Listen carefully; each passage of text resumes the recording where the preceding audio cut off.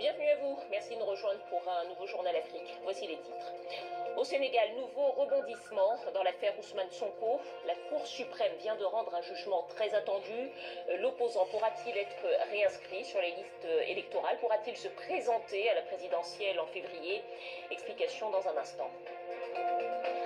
À Madagascar, le président Razoel sera-t-il réélu? Au lendemain d'un scrutin contesté, le décompte se poursuit. 10 des 13 candidats ont appelé au boycott et la participation est faible. Les détails dans ce journal. C'est un des auteurs emblématiques du continent africain, un poète, romancier, dramaturge, auteur brillant et méconnu. Dans un essai, l'écrivain congolais Boniface Mungombusa ramène à la lumière son compatriote. Il est notre invité. Au Sénégal, le sort d'Ousmane Sonko n'est toujours pas fixé. L'opposant espérait être réintégré sur les listes électorales et pouvoir se présenter ainsi à la présidentielle de février. Mais la décision de la Cour suprême ce soir relance le feuilleton politico-judiciaire. On écoute les précisions de notre correspondant Clément Bonnereau.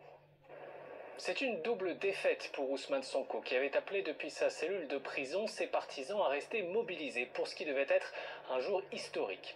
La Cour suprême d'abord devait statuer sur le recours introduit par l'État contre la décision le mois dernier par un juge de Ziguinchor d'annuler la radiation de l'opposant des listes électorales. La Cour a finalement cassé cette décision mais a renvoyé l'affaire vers le tribunal de Dakar pour qu'elle soit à nouveau jugée.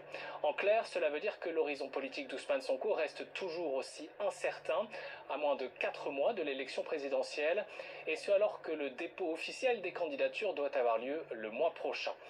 Par ailleurs, Ousmane Sonko a également été débouté devant la Cour de justice de la CEDEAO ce vendredi. La Cour avait été saisie par les avocats d'Ousmane Sonko pour statuer sur des violations de droits humains dont auraient été victimes leurs clients. La Cour a estimé que l'État du Sénégal, je cite, n'a violé aucun des droits de l'opposant. Elle a par ailleurs refusé de se prononcer sur 2 autres requêtes, la dissolution du parti d'Ousmane Sonko, le PASTEF, et la radiation d'Ousmane Sonko des listes électorales. Une décision très critiquée par les avocats d'Ousmane Sonko qui dénoncent, je cite, un blanc-seing au président Macky Sall pour détruire son opposant. En RDC, la défense de Stanis Boujakera obtient finalement une contre-expertise. Le journaliste est détenu pour diffusion de faux bruits. Il est accusé d'avoir fabriqué, diffusé un faux document attribué au service de renseignement. Ses avocats espèrent que cette contre-expertise permettra de démontrer son innocence. Stanis Boujakera, que vous voyez lors de ses précédentes auditions, enquêté sur la mort de l'ancien ministre Chérubin Okende, un proche de l'opposant Moïse Katumbi. Sa demande de remise en liberté a en revanche été refusée. Prochaine audience pour le journaliste fixée au 1er décembre.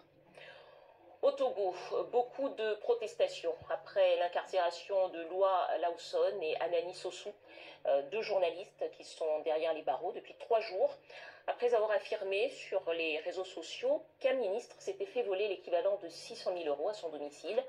Indignation également de la profession. On écoute tout de suite le secrétaire général de l'Union internationale de la presse francophone au Togo. On écoute. Nous plaidons vivement au sein de l'UPF Togo pour la remise en liberté de nos 2 confrères. De manière classique, dans l'écosystème de la presse togolaise, lorsqu'il y a un délit de presse, le plaignant est censé saisir soit la HAC, la haute autorité de l'audiovisuel de la communication, soit l'OTM, l'Observatoire togolais des médias. Le nouveau Code de la presse et de la communication exclut de son champ les réseaux sociaux.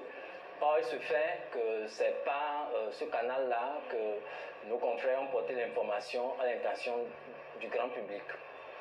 Du coup, nous demandons au sein de la corporation une relecture du Code de la presse et de la communication.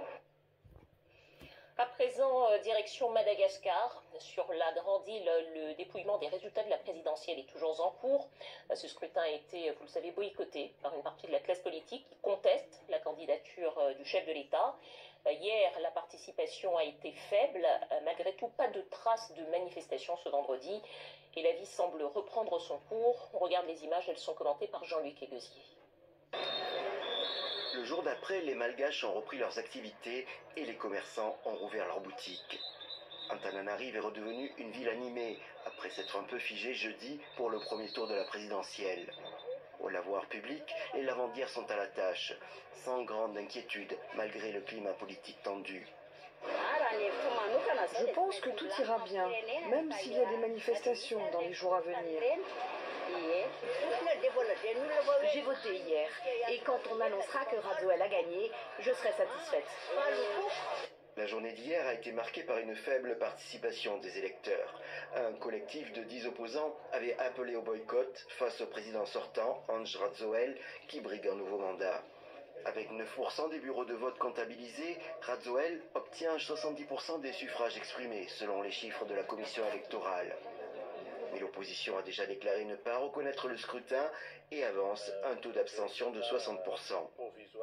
C'est debout devant le kiosque que le chauffeur de taxi, Jean Anissé Andrianarive, est venu s'informer sur la suite. Les journaux pronostiquent déjà une victoire du président sortant au premier tour, mais les Malgaches semblent surtout redouter les conséquences économiques d'une crise politique. Je suis venu ici pour lire les titres sur les élections. Il pourrait y avoir des troubles et une crise, mais cela doit être géré par les forces armées.